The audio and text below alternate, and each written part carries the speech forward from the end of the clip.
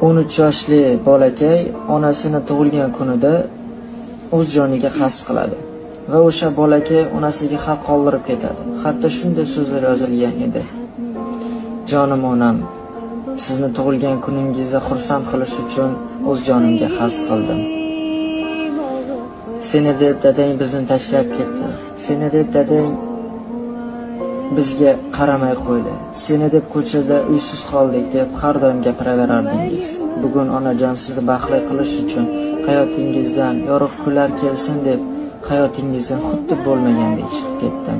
Siz hamisha aytardingiz, men senga mehr to'la ko'z bilan qarolmayman, yaxshi ko'ra olmayman. Dunyodagi eng yaxshi onasiz, onajon, jonim onam. Jannatlarda meni yaxshi ko'rib, quchoqlab o'pasiz degan umiddaman.